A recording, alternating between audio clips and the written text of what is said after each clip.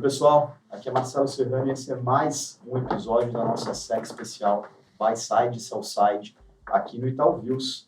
Antes de começar, eu deixo o convite para você que nos acompanha no podcast também seguir as nossas outras redes sociais. A gente tem publicado alguns conteúdos exclusivos no Instagram, no Telegram e no YouTube, como a edição de hoje, que a gente está captando aqui em áudio e vídeo.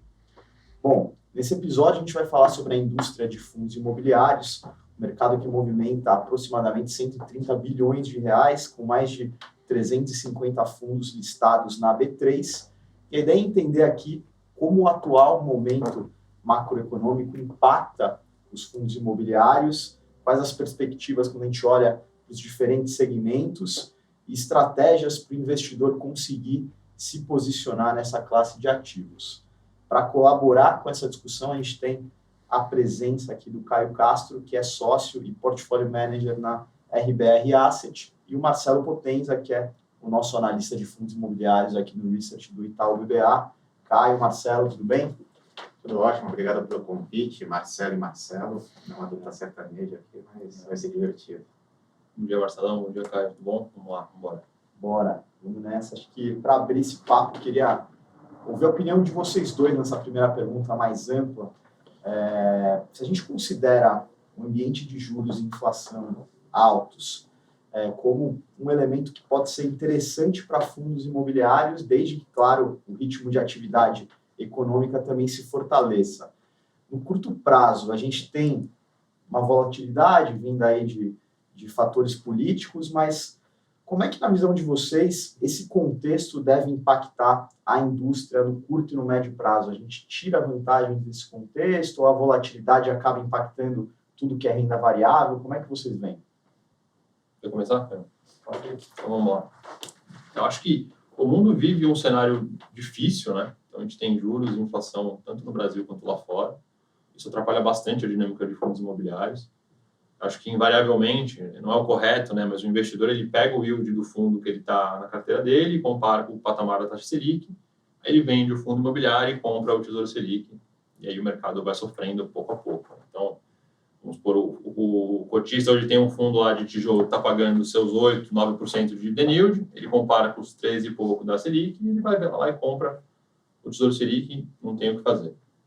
E o que tá indo bem são os fundos de ativos financeiros, né? Porque eles conseguem repassar a inflação, conseguem repassar os juros, né, nos proventos, e aí gera mais atratividade. O cotista vai lá, compra os fundos de ativos financeiros, e aí meio que é uma bola de neve, né? O fundo de ativos financeiros começa a ganhar espaço dentro do IFIX, fica mais presente no IFIX, aí fica meio que balanceando aqui. Ultimamente, fundos de ativos financeiros estão carregando o piano aí do IFIX no ano, então os fundos de tijolo vêm sofrendo ainda.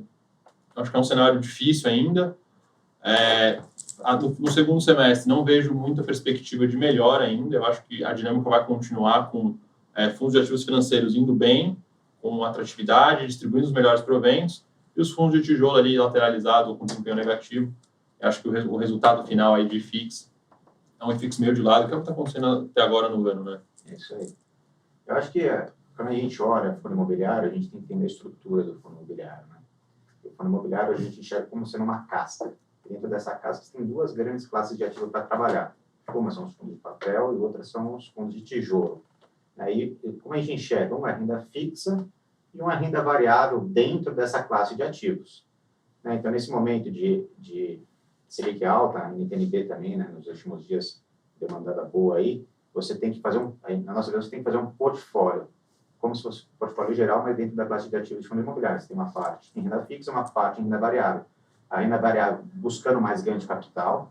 Acho que a grande diferença que nos nossos fundos imobiliários, porque logístico, shopping ou lajes comerciais, você tem um carrego bom, além do potencial ganho de capital. Eu acho que essa visão é que o investidor tem que ter, de montar um portfólio dentro da classe de ativo, balancear os dois. A gente sabe que ele é cíclico também, como o Marcelo falou, muitas vezes o investidor fica sempre olhando para o retrovisor, né? E ele não consegue enxergar esses movimentos.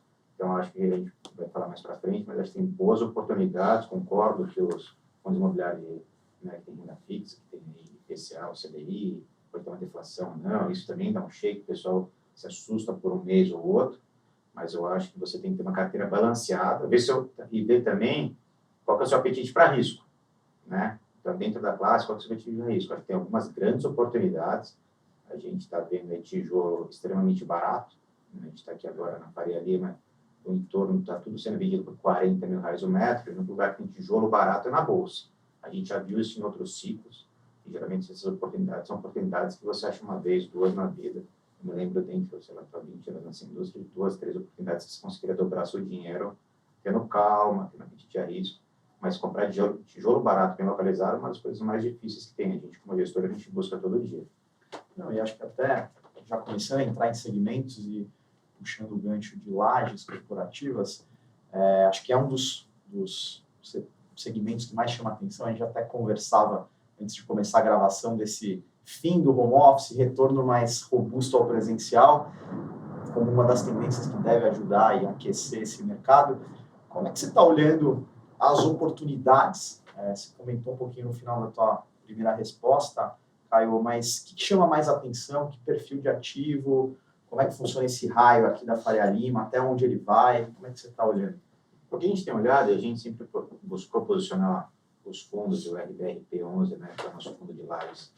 Se você pegar onde ele está localizado, está mais focado nessas localizações, que a gente chama de localizações prime. O que é isso? Região de Pinheiros, né, Faria Lima, Itaim, JK, Vila Olímpia e Paulista. O que a gente busca analisar sempre é qual que é a oferta futura. Por exemplo, na Faria Lima é muito difícil produzir um prédio novo. Você não tem mais CEPAC, o terreno não existe mais. Né? Então, o que a gente sempre olha é quanto que vai entrar de novos prédios aqui para frente. E o terreno que tem está lançando quadro de beach tennis. Exatamente. Beach tennis virou nova febre aí. E uma conta estranha também, né? Como que... não sei se fecha, né? Não sei, deve ser. Eu vou com a minha esses dias. Eu não sei se a conta fecha no final do mês, mas... A gente vai descobrir no tempo. Mas o que a gente busca são essas localizações prime com pouca oferta futura. Né? Obviamente, perto de metrô também é uma coisa essencial. Acho que as pessoas voltando para os escritórios, tudo que não quer, fica mais tempo no trânsito. Então, essas regiões a gente acha que vão continuar se valorizando. Se você pegar os aluguéis, eles estão no maior patamar aqui de Faria Lima, que eu me lembre. E, mais que isso, a gente está num patamar que a micro-região vale muito. O que eu quero dizer com isso? Hoje a gente tem aluguéis aqui passando dos 200, então a gente tem 250, 280 sendo pedidos em alguns prédios, um prédio AAA, você tem um prédio AAA na região da Chucre e Zaidan, ótima qualidade, indiscutível a qualidade do ativo, sendo um negócio era 70. Então, essa diferença de preço fazia muito, muito tempo que eu não via. Né? Então, as pessoas querem estar na localização prime. E o que eu acho que essa Faria Lima, até onde vai a Faria Lima, vai acontecer um transbordo, que está começando a acontecer. Tá? Então, eu diria que a Faria Lima é da Rebouças até a Vila Olímpia, 2, 3 quadras depois da Juscelino Kubitschek, da JK. Então, a pessoa quer estar aqui. Se você quer estar aqui, você vai ter um custo de ocupação de mais de R$300. O que é isso? Você vai pagar uns 250 ali de aluguel, IPTU de Faria Lima é caríssimo, talvez um dos mais caros da cidade, e condomínio. Então, você vai pagar mais de 300. E não tem. Mesmo que você queira pagar, vai ser difícil você achar 2, 3 mil metros, tá? Então, as pessoas começam indo para a primeira região mais próxima. A gente vai chegar onde? Na região de Pinheiros e na Vila Olímpia. Se você pegar a Vila Olímpia, AAA de qualidade, a pedida também está R$180, R$190 o metro. Então, acho que essa primeira expansão, e dela vai transbordando. Tem um movimento que está acontecendo também, que teve absorção líquida, que é para a região mais da Zona Sul, Chucre e Zaidan. São grandes áreas a um preço mais barato. Então, a gente teve algumas absorções. Mas eu acho que, geralmente, isso vai acontecendo em cascata. A gente tem visto isso. A gente tem alguns ativos ali na Rebouças com a Faria Lima, que a gente tem fechado algumas locações. A gente fechou 2 esse último mês agora de junho, uma velocidade mais rápida do que o normal. Né? Então, entre a pessoa fazer a primeira visita e fechar, você mede o senso de urgência aí. Então, antigamente o cara vai ficar pensando, agora ele vai e perde. Então, quando tem outro, ele já vai fechar rápido. Então, isso vai acontecer, ele vai ter esse transbordo. Eu sempre falo de um transbordo que vem acontecendo na cidade. E região secundária, está fechando com desconto ainda? Com período de carência? Como está?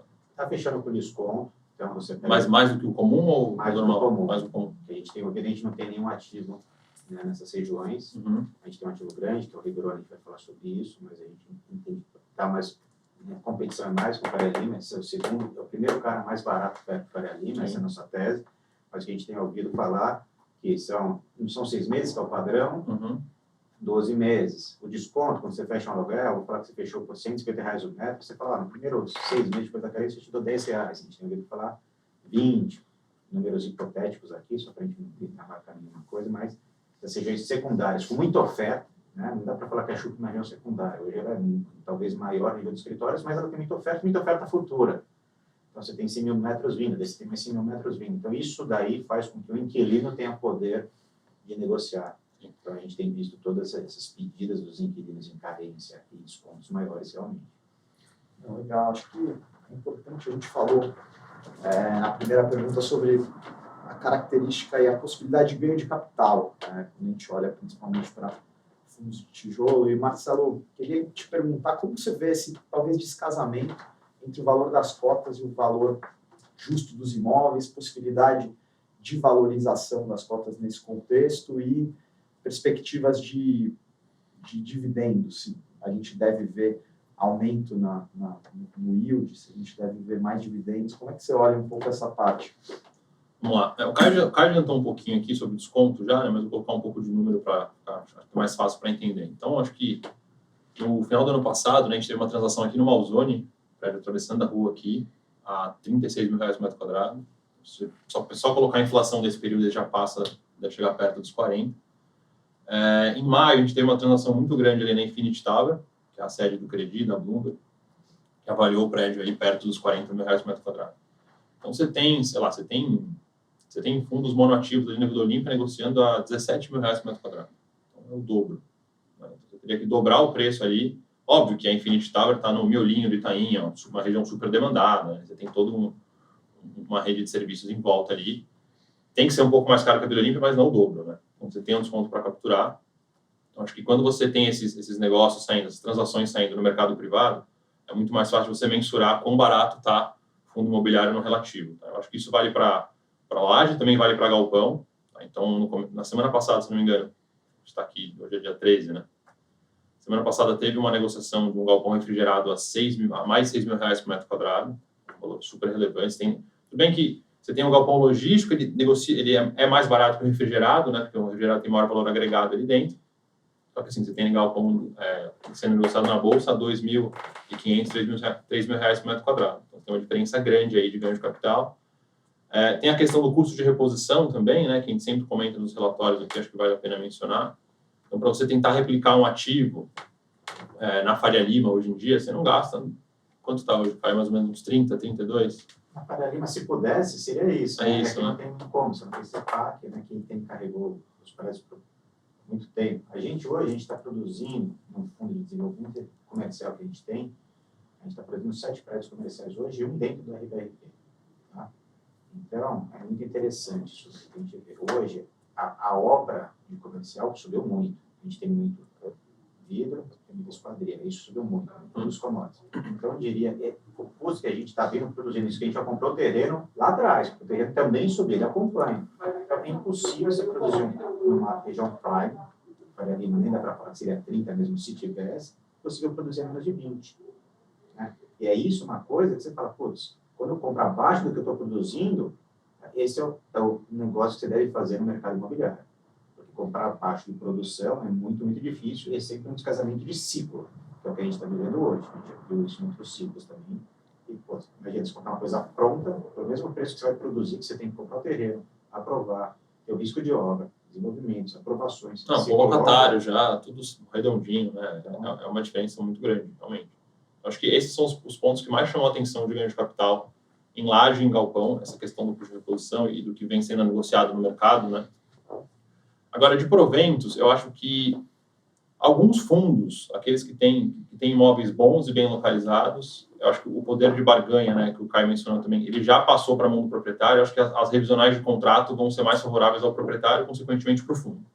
Então, ele vai conseguir repassar algum aumento real. Acho que indexador já está passando com mais facilidade, né? A gente teve uma troca grande no mercado aí, quando o GPM ficou muito, muito, muito além do IPCA, né? De locatário trocando de GPM para IPCA. Então, acho que o repasse de IPCA já é uma coisa mais natural, principalmente aqui, Faria Lima, Vila Olímpia, JK, Paulista e Itaim. Acho que o repasse já é mais fácil. Agora, o aumento real, acho que para esses imóveis nichados aqui, bem posicionados de qualidade, acho que já acontece, já dá para acontecer. O mesmo vale fazendo um paralelo para galpões, tá? Eu acho que você pega o raio 15, raio 30 de São Paulo, está muito demandado. Região de Cajamar, Guarulhos. São Paulo, raio 15 de São Paulo está pegando R$35 por metro quadrado já em galpão. Guarulhos está. Guarulhos é por aí também, Cajamar também super forte.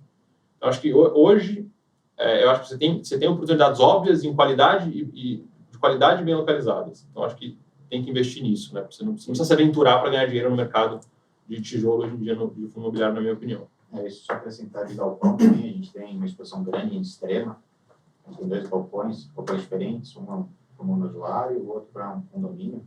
A gente passou dos R$27 o metro hoje, e com demanda. A gente tem um galpão que é uma surpresa, né? O menorzinho, que a gente tem um galpão de cerca de 5 mil metros, em questões AAA, hoje tem fila de espera. O que é fila de espera? O inquilino fala, se alguém sair, eu quero um direito de preferência, por favor, que eu preciso expandir. Então, isso daí em regiões que são... Extrema virou uma região prime hoje, eu acho que minha visão é um hub logístico. Então, isso daí, se você tiver ativo de qualidade e localização boa, é muito resiliente. E, de novo, você está com um galpão hoje para produzir, você vai liberar R$3 mil o metro. Então, você consegue comprar isso em bolsa hoje, abaixo de R$3 mil o metro. Né? E a marcação de mercado traz essa sensação nas pessoas. Você não vê ninguém vendendo apartamento ou alguma coisa no sentido tão abaixo do preço. Então, por isso que a gente vive uma balança eterna entre o sai no privado e no público. Em vários momentos, esse negócio fica muito abrupto, que eu acho que está acontecendo hoje, negociações de R$40 mil o metro, e no privado, na bolsa, a 16, 17, 20, coisas muito baratas. Então, acho que a gente tem uma grande gongorra e geralmente isso arbitra. Demora um pouco mais, um pouco menos, mas arbitra. A gente já viu várias vezes ao longo do ciclo. Então, quem se expor a essa arbitragem, tiver paciência, estiver no seu pocket de risco, que é importante, falar para o seu assessor de investimentos e estar bem embasado nisso, tem oportunidades para dobrar o dinheiro. A gente viu isso no ciclo de 2014 a 2016 ali. E com carrego, né? Nós somos da RBR, a gente dobrou o dinheiro tendo carrego positivo. É diferente, talvez, de uma ação que não tem dividendo, não. Então, acho que isso é muito importante de ser analisado. Uma coisa é você comprar um apartamento residencial, você comprar na planta apartamento para investimento, sei lá, em 2 anos, 2 anos e meio, o apartamento está lá construindo, você não está ganhando renda nenhuma. Carrego negativo, você vai ganhar Exato. E assim, você só tem gasto. No fundo imobiliário não, você compra, você espera 2 anos, 2 anos e meio, com renda mensal recorrente na sua conta na corretora e, assim, com potencial de dobrar o montante investido. Acho que é no-brainer, né? Uma expressão bem Faria Limer aqui. Eu acho que é isso, é estômago, né? As pessoas se assustam, mas quem tem estômago vai ganhar bastante dinheiro. É isso. E acho que, assim, falando, só para a gente encerrar aqui a parte de galpões, antes de ir para o próximo tema, quando a gente fala de laje corporativa Faria Lima, é muito claro, racional, o porquê dessa valorização e dessa procura. Quando a gente olha para galpões, o que justifica, assim, que tipo de player que está brigando tanto por esse galpão mais próximo? É o e-commerce mega competitivo que promete entrega em 1 hora? É algum outro segmento? O que está demandando tanto esses espaços? Olha, acho que teve ondas. O e-commerce foi o vencedor dos últimos 12 meses, sem dúvida nenhuma. Eles precisavam tomar isso. E o serviço deles é isso, né? A gente estava brincando que eu não gosto de trabalhar em casa porque fica tocando toda hora interfone porque alguma compra que você comprou na internet chegou. Então, esses caras realmente foram os grandes concentradores de área no último ciclo. Mas, junto com eles, o que a gente observou? A gente viu o pessoal de varejo, atacadista tomando. Então, tem outras pessoas também ocupando esses lugares. Sem dúvida, o e-commerce foi o grande vencedor, né? E eu acho que é uma coisa que não vai parar de crescer. Talvez eles vão se acomodar, entender o crescimento ou não, mas você não vê, a gente completa em Prologis lá fora, né? Que é através dos fundos de REITs, os caras têm crescimento, que é uma coisa, facilidade. O que eles vendem no final é a facilidade. Você não pensa mais até a hora de comprar, tem que ir no mercado, que é uma coisa básica, você compra no celular.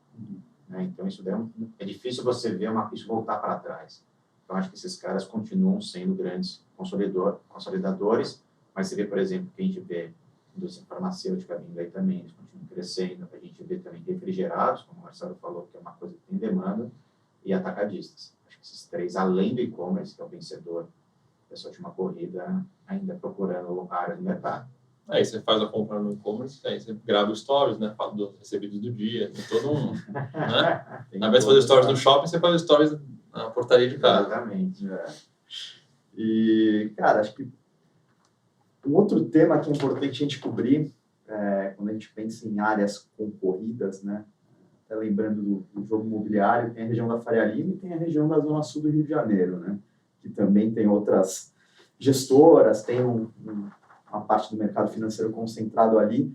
Está super aquecido lá. Para fundos imobiliários é uma região também que tem esse mesmo potencial. Como é que é o Rio de Janeiro? E aí acho que vale falar tanto dessa parte Zona Sul, para a laje corporativa, quanto para aquele entorno do Rio de Janeiro, pensando em galpões. Como é que, Marcelo, você vê esse mercado?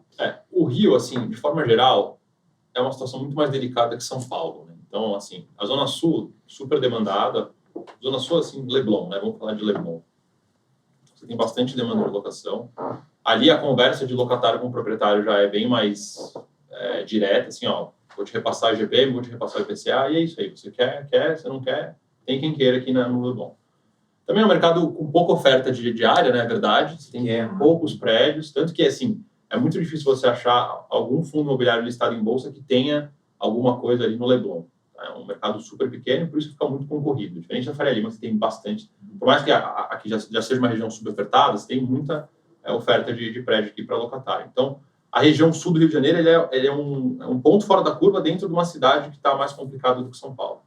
Então, você pega a taxa de vacância no Rio, comparado com as principais regiões de São Paulo, tanto comparando com as secundárias também, é uma região com uma taxa de desocupação muito maior. Tá? Então, aí, obviamente, você tem prédios concorrendo entre si para locatários, o poder de barganha, obviamente, fica na mão do locatário, ele consegue desconto, consegue carência, consegue uma série de coisas aí, de cláusulas contratuais mais benéficas ao locatário e, consequentemente, piores para os fundos que têm exposição lá. Como eu comentei, eu acho que hoje em dia a gente tem oportunidades mais claras e mais óbvias do que tentar já correr um risco de Rio de Janeiro. Tá? Eu acho que o Rio de Janeiro ele tem uma dinâmica ainda de queda de vacância. Tá? Primeiro, você tem que melhorar a situação econômica da cidade. Aí você diminui a vacância, você chama a empresa para lá, você gera atratividade para os locatários voltarem a procurar Rio de Janeiro. E aí você consegue diminuir a vacância e no futuro ainda você consegue aumentar o preço do aluguel. A gente tem um exemplo clássico ali, né? Tem um fundo ali que tem um imóvel em Macaé. Ali a Petrobras, a locatária, saiu do imóvel, o imóvel está vago até hoje, já faz 2 anos já. Então, assim, sabe, tem situações, óbvio que Macaé ainda está, né, um pouquinho mais distante do que seria o centro comercial do Rio de Janeiro, mas, assim, tem vários exemplos de vários fundos que não distribuem proventos há anos porque não tem receita suficiente para gerar um resultado positivo no mês. Acho que o Rio de Janeiro ainda é uma opção muito arriscada. Obviamente, você tem oportunidades ali, né, porque você vai correr mais risco, então o potencial de retorno também é grande, mas eu acho que em São Paulo ainda você tem coisas mais óbvias, mais fáceis de investir, sem correr tanto risco. Perfeito. Bom, Caio, eu queria comentar um pouco sobre o RBRP11, né? A gente até citou o River One, que é um ativo aí que tem uma situação mais delicada. Vocês estão confiantes com uma alocação no curto prazo ou inevitavelmente vai ter um descasamento aí de receitas com o fim da renda mínima garantida? Acho que essa é uma pergunta recorrente para a gente, né? Para mim também. Marcelo sempre está na carteira, né? Tá na carteira. E a gente, veja, ali a gente tem o fundo ele é dividido hoje, né, para grandes números, em 3 grandes blocos. Então, a gente tem 30% de logística através da RBR Log, 40% é o River One e 30% são os outros ativos. Esse é um cenário. O River foi uma concentração que a gente fez no fundo, né, com 40%. O que a gente olhava na época da aquisição estou comprando um AAA por R$17 mil no metro, R$17.600. A gente sabia que eu não produziria aquele preço. Então, deu o primeiro cheque do que a gente busca. Um ativo, sendo comprado abaixo da posição, numa região que para muitos não é óbvia, mas para a gente era uma região que tinha transporte público. Eu estou a 300 metros no metrô Butantã. Não fala, puxa, é do outro lado do rio. A gente gosta de tentar mostrar que o outro lado do rio são outros lados do rio em São Paulo. Você tem 2 pontes.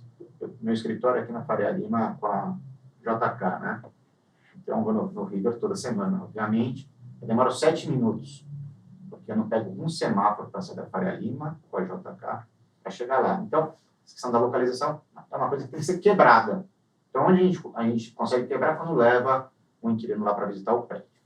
Então, a gente achava que ia ser mais rápido, a gente está uns 4 ou 5 meses atrasado na curva do que seria o que ia acontecer no River One. O que é essa curva? Acho que a gente tomou uma grande pancada da Omicron de janeiro a março. A gente vinha numa curva alta, de visita, procura, conversas. Começou para, quem procura lá são grandes empresas multinacionais, essa tomada e retomada de decisão demora. Então, a gente está atrasado nessa curva e a gente tem trabalhado agora para reposicionar isso. Eu acho que se a gente locar agora, nos próximos meses, alguma coisa, importante falar que eu não estou dizendo que tem nenhuma locação para ser no River One, não quero criar nenhuma expectativa. Mas, pelo amor de Deus. Nem posso. Não compliance barra o nosso podcast. Eu nem posso, mas, obviamente, eu acho que pode ter algum tipo de descasamento se tiver que dar uma carência. Vai ter que ter alguma carência, qualquer grande locação vai ter que ter uma carência. Então, pode ter alguma descasamento. Por outro lado, a gente vive aqui uma cruz e espada. Né? Muita gente fala assim, pô, joga o preço para baixo e loca. A gente tem uma confiança, a gente enxerga Faria Lima sendo absorvida, a gente enxerga todo o movimento de novos prédios. Fala, pô, por que você não alugou por R$85 o metro? A gente teve algumas propostas lá nessa faixa, a gente não quis alugar. Porque a gente acha que eu destruo o valor do meu ativo locando 85, né? Então, talvez eu tivesse feito isso, acabava minha renda garantida, a gente não tivesse nada, mas eu acho que eu destruí o valor do meu ativo, porque, obviamente, o custo de reposição é uma métrica para você determinar o valor do ativo, mas se você tem um aluguel baixo, né, você também destruiu o valor do seu ativo, porque como você valorizou um ativo? Especificar um ativo também é pela receita que você recebe versus um cap rate dado pelo mercado. Então, eu acho que eu destruiria o valor. Você fala assim, pô, mas você vai ter um período ou não? A gente está aqui numa maratona, a gente tem uma visão de tiro, né? A gente é um tipo de fundo que gira muito o portfólio. A gente compra, vende, a gente acha que a gente tem que buscar tiro para o nosso cotista, né? Então, a gente resolveu não alugar para 85, a gente é questionado, né, sobre isso. Obviamente, não é que a gente dorme tranquilo por causa disso, mas a gente acha que a gente tem um caminho, tem observado isso, pode estar demorando mais do que a gente esperava, um fato que está, mas a gente acha que a gente alugar acima de R$105 o metro ali no nominal, e daí a gente buscando o preço, a gente vai conseguir entregar um retorno absoluto para o nosso cotista maior. Então, a gente tem essa questão, a gente tem trabalhando, hoje a gente tem fluxo de vida subindo, por exemplo, o Mário Garneiro, que é aqui na Faria Lima, mas já mais para lá, a demanda cresceu muito, já fechamos algumas locações, a gente deve reduzir 50% a locação. Eu acho que a gente fecha algumas locações agora no River. Gostaria, com certeza, de fechar algumas locações até o final do ano, mas pode ter esse descasamento, sim. Mas nossa opção aqui foi olhar o longo prazo e não destruir o valor no curto. Acho que o fundo é um fundo que não tem alavancagem, então não tem nenhuma pressão nesse sentido. A gente não quis alavancar o DRP, a gente tem um pouquinho no logo, mas a gente não quis fazer alavancagem, isso é uma coisa que poderia deteriorar o valor dos ativos, não é o caso. Os outros ativos estão performando bem, são ativos que a gente comprou muito, muito barato. Né? Vou dar um exemplo, né? A gente tem aqui o edifício na Vila Olímpia, que a gente pagou R$10.000 o metro. Né? Eu acho que esse ativo hoje deve valer o dobro. A gente tem o Mauri, a mesma coisa. A gente comprou um ativo ali na João Dias, que é quase um terreno, né? Que é o Seus Lisbeck, que a gente já soltou um fato relevante, que a gente vendeu para uma incorporadora na permuta, que a gente deve fazer 2 vezes o dinheiro lá também. Então, essa é a nossa cabeça de geração de valor. Obviamente, o cotista fica preocupado no mês a mês. Então, o Marcelo recebe 1 milhão de perguntas, eu recebo 1 milhão de perguntas, eu ando aqui na rua, as pessoas me perguntam cadê o River One. A gente está trabalhando firme nisso daí e acredita na tese de investimento muito. Mas, pelo menos o meu discurso está bem parecido com o seu, então eu estou vendendo o fundo bem. O nosso discurso está parecido, né? Porque assim, eu sempre vendo aqui, vem entre aspas, né? Eu vendo a tese do RBRP como um fundo de gestão ativa de fato. Né? Então, aqui você... Se você pegar uma lista de fatos relevantes do RBRP dos últimos, sei lá, 36 meses, você vai ver que movimento mesmo. Acho que nem tem, já tem 3 anos o fundo já? Tem. Listado, depois de uma 400, não. Mas esse é um fundo mais antigo, né? Era uma 476. Bom, que seja, você pegar os fatos relevantes aí, desde que está listado em bolsa, você vê que vende, compra. Isso, no final das contas, gera ganho de capital, gera valor para o cotista, incrementa o provento, né? Então, acho que, sim, tem que ter paciência. Você tem um ativo barato lá dentro, que o Caio acabou de mencionar, comprou barato.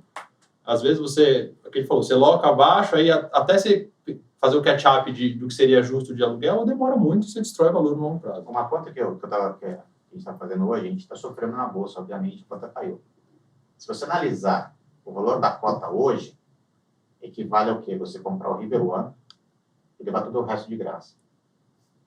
Porque é uma coisa assim, que se a gente pudesse fazer recompra, igual os REITs fazem, né? A gente tivesse, fazer recompra, talvez fosse um dos melhores negócios a fazer ali. Sim. Você está comprando tijolo praticamente de graça. Né? Pensa que você compra um River One e leva 30% num portfólio de galpões de graça. Aí você compra um River One e leva de graça um prédio na Rua Mauri, um prédio na Rua Casa Doutor. Alguns pequenos exemplos do quão barato as coisas estão. Mas, obviamente, como o rendimento tem essa expectativa sofre, as pessoas preferem sair da posição.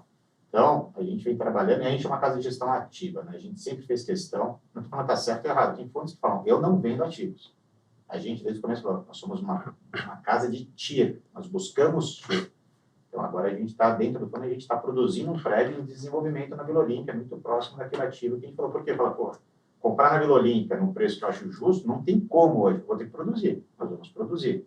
Então, essa é a nossa cabeça. É um fundo de gestão ativa que ele tende a ter mais volatilidade nos seus rendimentos. A gente não esperava ter essa pancada de 5 meses de atraso aqui no Riga, mas acho que no longo prazo é um negócio que vai dar bastante dinheiro para o cotista. Não, perfeito. Acho que bacana a gente ter comentado esse caso, até para jogar a bola aqui de novo para o Marcelo, comentar um pouco a carteira, né? Que, se a gente olhar para o primeiro semestre, bateu o índice, e a gente tem aqui um case onde a gente pode ter uma perspectiva de ganho de capital muito interessante. Como é que você estruturou a carteira para balancear fundos com essa característica, fundos mais de proventos, de papel? Como é que está um pouco a estratégia da carteira? Vamos lá. Acho que para a gente fazer a carteira, primeiro a gente precisa partir do princípio de quem que vai comprar os ativos que a gente recomenda, né? Então, a gente tem uma base de clientes gigantesca no Itaú. Perdão. Você tem infinidade de clientes que são correntistas do Itaú. Então, a gente tem que olhar meio que para esse bolo como um todo e tentar montar um portfólio que todos comprem sem correr tanto risco, né? Então, não dá para a gente colocar muitas aventuras dentro da carteira, né? Então, basicamente, a carteira ela é focada em renda, porque é o que o mercado pede hoje em dia. Então, é um mercado de renda. Então, o pessoal olha muito para yield.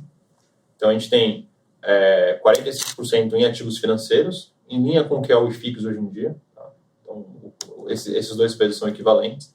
Então, a gente tem CANIP, KNHY, KNCR e HGCR, 3 fundos da Kinea e um fundo do Credit Suisse.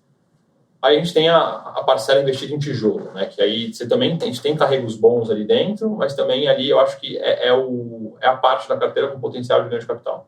Tá? Tanto o galpão quanto as lajes corporativas. Tá? Então a gente tem, e tanto o HSML, né, que é o nosso fundo de shopping. Então, a gente tem 5% em shopping, que é o HSML. A gente tem 10% em lajes corporativas, 5% na IBRP e 5% no PVBI. 3 fundos de galpões logísticos, o BRCO, o VILG e o LVBI, são fundos assim, super diversificados, bem tocados, grandes, líquidos, carteira de locatários super robusta, imóveis de qualidade, são portfólios bem conservadores, ali não tem muito o que inventar ali dentro. A gente tem o nosso fundo de renda urbana, que é o HGRU, que é um fundo de tijolo, mas já não é um fundo para ganho de capital, né? O fundo tem uma distribuição de proventos muito boa, isso atrai a atenção dos cotistas, vão comprar e o fundo já está negociando, acho que com prêmio em relação ao valor patrimonial. Mas, de forma geral, é isso. Acho que é uma carteira focada em renda, porque é o que o cliente pede. Assim, a principal demanda que chega para a gente aqui no Research é isso. O cliente quer aumentar a renda dele mensal. O cliente sustenta, sei lá, filha e 10 netos. Ele precisa de mais renda mensal. O que a gente faz? Então, a gente vai contornando isso. Mas acho que é um paradigma que tem que ser quebrado um pouco também. Acho que você tem que montar a carteira olhando para as duas coisas, para o ganho de capital, para a renda. Obviamente, dependendo do contexto macroeconômico e o mercado esteja passando, né, você tem várias considerações para fazer, mas hoje em dia a nossa cabeça é essa. A gente é mais conservador e a gente conseguiu bater o IFIX sendo um conservador, que, na minha opinião, é bastante interessante, correndo bem menos riscos do que... Se pegar o portfólio do IFIX, eu acho que é um portfólio mais arriscado do que o portfólio da nossa carteira. Sem dúvida. Não, perfeito. Acho que a gente cobriu vários temas aqui, mas eu queria fechar, Caio, com uma pergunta mais ampla, talvez, tentando entender, além do que a gente já comentou aqui, o que você vê de tendências para a indústria de fundos, se você vê o aquecimento de alguma região em especial, algum perfil de imóvel, alguma perspectiva para fundos de quadra de beach tênis, que a gente comentou. Só se for na areia que não gruda, né? Cara, mas assim, o que fora da curva a gente consegue comentar ou de tendência para a gente fechar esse bate-papo? Acho que é uma pergunta super interessante. A gente ainda tem uma indústria que cresceu muito nos últimos anos, mas ela é mais restrita, né? Lá na RBR, a gente copia os REITs, a gente tem fundos de REITs também. Então, é uma coisa que dá muita inteligência. Você começa a fazer a conta, pô, está acontecendo lá, está acontecendo aqui, pode ter tendência ou não. E lá tem muitas classes de ativos diferentes do que a gente tem. Então, a gente tem data center, lá eles têm data center, tem torre de celular. Residencial lá é muito forte, né? Residencial para renda, que é uma coisa que começa a crescer aqui no Brasil. Acho que essa é uma que deve acontecer, né? Residencial para renda deve vir para o mercado. Acho que tem alguns players que estão se se estruturando mais, testando mais a tese, tem uma curva de aprendizado, então acho que dessa vez é bem... E a pandemia brecou um pouquinho também, né? É bem. Os fundos iam começar a engrenar e veio a pandemia e cortou a janela de captação de todo mundo. Mas eu acho que essa deve ser a primeira. Acho que beach tennis vai demorar um pouco, mas para levar nos Estados Unidos... Demorar muito para acabar, né? Também é a nova paleta mexicana. Nos Estados Unidos tem até marina. Você, né, que você fala, pô, como que marina é um ativo de real estate, tem fundos que tem marina, cassino. Então é um grande aprendizado. Eu acho que o Brasil ele tem ainda muito para amadurecer. Acho que a gente tem um grande problema no Brasil, por exemplo, vários comerciantes. Hoje, a gente só tem uma cidade para você conseguir operar, que é São Paulo. O Rio está muito difícil. O que a gente aprendeu nas últimas crises, né, que a gente passou nesse mercado, é que quando a água baixa, o mercado está muito seco. E não dá para ficar em um mercado muito seco. Então, o que eu gostaria é que a gente tivesse não só São Paulo, sei lá, 4 praças boas de escritório, né, galpão já um pouco mais pulverizado. Você já tem São Paulo, você já tem Rio com algumas questões de segurança, você já tem Minas Gerais, né, tem Extrema e tem Betim, são 2 praças boas já de operar galpão. E mesmo no Nordeste e no Norte, você tem alguns hubs Tem o pontuais Cone, ali, exato. Em Pernambuco. Então, isso acho que para a gente amadurecer o primeiro passo, né? Antes de abrir para várias classes de ativo, era a gente ter uma economia, isso no final é economia, PIB, diversificação, para a gente poder operar em várias praças. E acho que isso daí depois vem para as novas tendências aí. Mas eu acho que a residencial para renda é a que está mais madura para chegar no mercado. São players de qualidade, gestores de qualidade, gestores que já passaram, a gente brinca do outro lado da mesa, né? Trabalhar em incorporadora, sabem as dores do tijolo. Então, acho que essa próxima tendência pode vir quando se os juros dão uma acalmada, esperamos que dê, porque o país também não aguenta, né? Exato. Os juros estão altos. Pô, muito legal, acho que descobriu bastante essa pauta de fundos. Eu queria, de novo, agradecer a presença, a visita do Caio aqui e também do Marcelo nesse episódio. A gente estreou bem, né? Estamos bem, pô, Imobiliário, acho que foi bom. foi bem legal. Valeu, Caio, pela presença. Obrigado, um prazer. Então, parceirão da RBR, a gente está começando uma parceria com vocês, muito orgulho, quase 4 anos dessa parceria, então a gente está começando. E é muito bacana estar com vocês aqui. Parabéns pelo programa. Valeu, obrigado, gente.